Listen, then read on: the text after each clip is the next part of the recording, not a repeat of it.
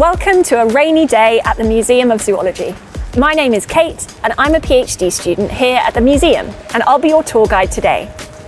We're here for a Bridging Binaries tour, which means that today we're going to be looking at our collection through an LGBTQ+ lens to explore perspectives and stories that are often left untold.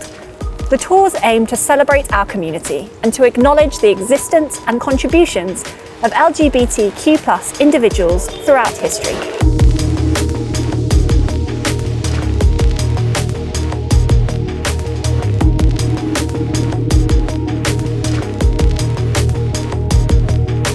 We're part of the University of Cambridge Museums, and we're a major attraction here in the city. We have about 2 million specimens in our collection, which spans the entire animal kingdom and comes from all corners of the globe. So let's go and take a look.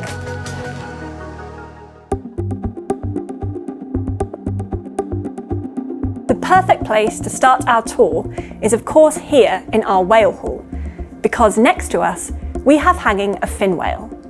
This is the second largest animal in the world, second only to the blue whale. This specimen beached in the Bay of Pevensey in Sussex in 1866 and is 21 metres long. It would have weighed about 80 tonnes when it was alive. These animals move at around 25 miles per hour, travel about 90 miles in a day, and regularly dive to depths of over 200 metres. The reason the fin whale is interesting from our perspective today is because within cetaceans, which is the group of animals made up of whales, dolphins and porpoises, we have several examples of intersex individuals. Intersex individuals are those whose combinations of genitalia and chromosomes don't fit neatly into our binary categories of male and female. For example, we have several individuals of a species called beluga whales who present with male external genitalia, but internally they've been found to have ovaries. Likewise, we have several examples of a species called bowhead whales who present with female external genitalia, but internally they've been found to have male internal plumbing, testes, and a male chromosomal makeup.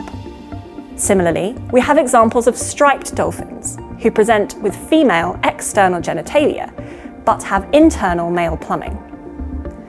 Someone who's been instrumental in the study of intersex individuals is Joan Roughgarden. She's a theoretical ecologist who's written extensively on the architecture of genitalia to make the argument for the existence of more than 2 genders. She claims that biologists have been trying to cram a lot of variation into these overly simplified binary categories of male and female. Joan Roughgarden also happens to be a trans woman, and she advocates for the work of LGBTQ+ scientists, who she says bring a fresh perspective to science.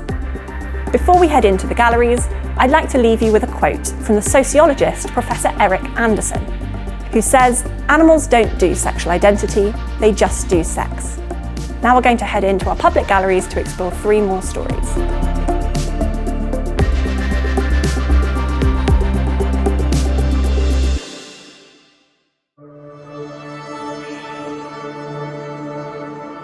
The first specimens that I'd like to explore in more detail are the great apes. There are 8 species of great apes in the wild, of which we have some examples here. There are 3 species of orangutan in the wild, and we have 1 example behind me. There are 2 species of gorillas in the wild. Our 2 gorilla specimens are actually of the same species, but this one here is a male and this one is a female, and you can see the really obvious size difference between the 2. Next, we have a chimpanzee, and on the far end, we have a human. That's Homo sapiens, us. The animal we don't have an example of here is the bonobo, which looks very similar to a chimpanzee. The reason we don't have a bonobo specimen is because bonobos are actually a relatively recently described species, and they live in very remote regions and are very rare. So it's actually a good thing that bonobo specimens are so uncommon in museums. The animal that I'd like to focus on today is the bonobo. And this is because bonobos don't differentiate between sexual behaviour and other behaviours in quite the same way that we do as humans. As I said, bonobos and chimpanzees look very similar, and this is because they're very closely related. They only differ in about 0.4% of their DNA. and they belong to the same genus. A genus is a grouping in zoology that's one level above a species. So our Latin name is Homo sapiens. Sapiens is the name of our species, and Homo is the name of our genus. In the same way, both chimpanzees and bonobos belong to the genus Pan. Although they look so alike, there are some key behavioural differences between the two that I'd like to highlight. Chimpanzees live in patriarchal societies, which means that it's the males who are dominant. The males exert this dominance through regular displays of aggressive behaviour, which involves charging around, generally making themselves look as big and scary as possible, making lots of noise by drumming on the bases of trees, and often being violent towards any smaller or younger individuals who get in their way. The other interesting thing about chimpanzees is that they carry out warfare between neighbouring troops, in which killings occur of members on either side, and it's the males who generally carry out this warfare. Bonobos, on the other hand, live in matriarchal societies, in which it's the females who are dominant. We don't see this same aggressive behaviour in male bonobos that we see in male chimpanzees, and we have no reports of the lethal warfare amongst bonobos.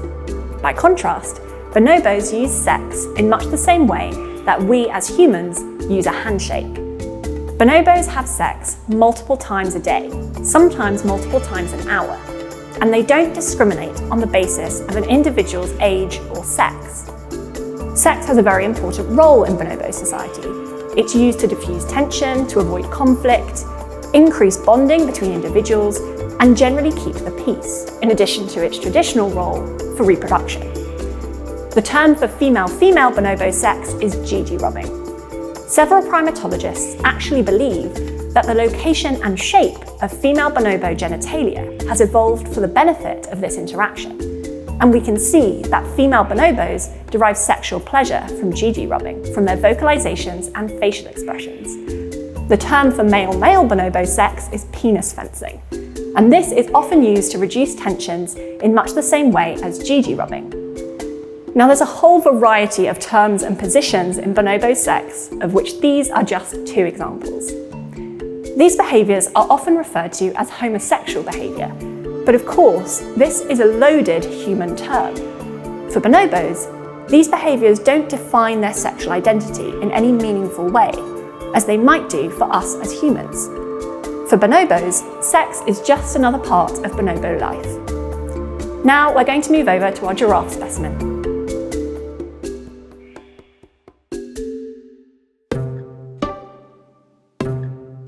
This is our giraffe. These are the tallest living animals on Earth at almost 6 meters tall.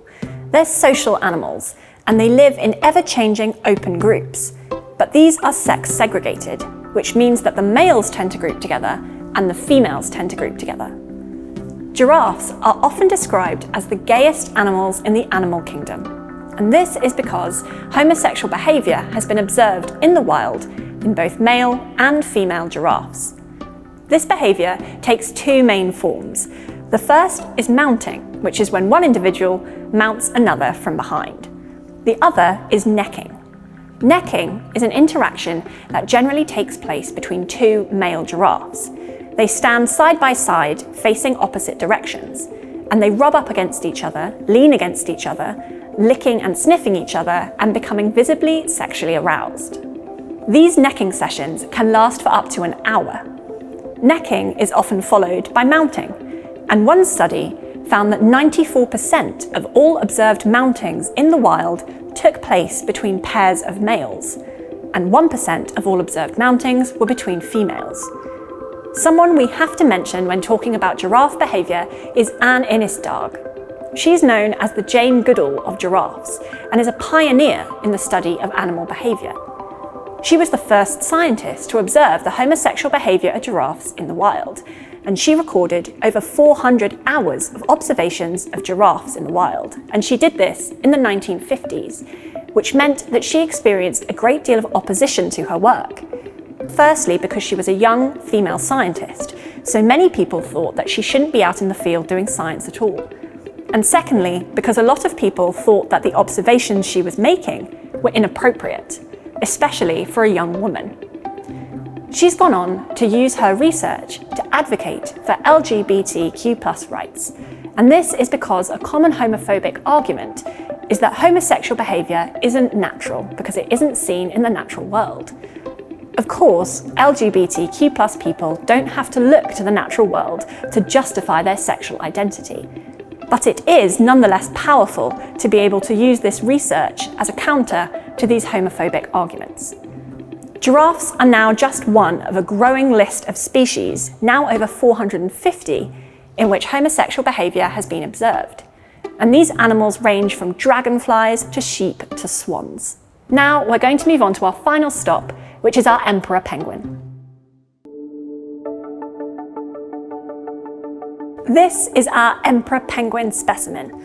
These are the heaviest and largest species of penguin in the world, and they live in Antarctica. Nowadays, penguins are famous for their homosexual pairings, particularly in zoos, which regularly reach the news. But I'd like to start by telling you about an example back at the beginning of the 20th century on Scott's famous Antarctic expedition of 1910 to 1912. The zoologist and surgeon on board this expedition was someone called George Levick. George Levick spent a whole year observing the largest colony of Adelie penguins, which are a much smaller species of penguin than the emperor penguin, but which also live in Antarctica.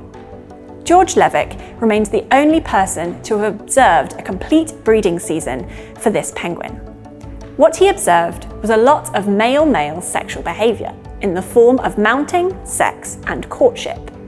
But he didn't actually realise that this was what he was watching until he saw two penguins having sex and then get up and change positions. He recorded all his observations in the Greek alphabet so that only educated gentlemen would be able to read about them. He published his findings in a paper titled The Sexual Habits of the Adelie Penguin, and below the title was written in italics, "Not for publication." This paper went for a limited print run of just 100 copies, and these were recently rediscovered in 2012 at the Natural History Museum at Tring. To give you a flavour of the kind of language he was using to record his so-called objective observations, he said, no crime was too low for these penguins, and he talked about male hooligan groups. Now, if you see a picture of the Adelie penguin, I'm sure you'll agree that the term hooligan seems simply ludicrous, because they're undeniably very cute. Nowadays, we see regular homosexual pairings of penguins in zoos. In the king penguin, for example, which is the second largest species of penguin, and which looks very similar to the emperor penguin, 1 in 5 pairings in zoos are between individuals of the same sex. The first example I'd like to tell you about is back in 2013 at Berlin Zoo. Stan and Ollie were 2 male king penguins who were far more interested in each other than in participating in the breeding program organised by the zoo. So it was decided that Stan and Ollie should be moved to the nearby Hamburg Zoo, where they could live out their days in the company of another gay couple of king penguins, called Juan and Carlos. Perhaps the most famous example, though, is the story of Roy and Silo at New York Zoo. Roy and Silo are chinstrap penguins, and they displayed all the key signs of pair bonding, including mutual preening, entwining of their necks, sex, and my personal favourite, flipper flapping. Roy and Silo adopted an egg together and successfully raised a chick called Tango. There was a book written about this happy family called And Tango Makes 3, but some people accused this book of promoting homosexuality. In response to these comments, the authors said the following: "We wrote the book in order to help parents teach children about same-sex parent families. It is no more an argument in favour of human gay relationships than it is a call for children to swallow their fish whole or to sleep on rocks." Back to the story of Roy and Silo. Sadly, after 6 years, Silo left Roy for a female penguin called Scrappy. Roy continued to raise Tango by himself until Tango grew up and began mating with her female partner, Tazuni. The penguin keepers at New York Zoo have said that people read a lot into the fact that penguins display gay behaviour. But this is just a human constraint that's put onto them, And I think this brings us full circle back to the quote I left you with at the beginning, from Professor Eric Anderson, which was, "Animals don't do sexual identity, they just do sex."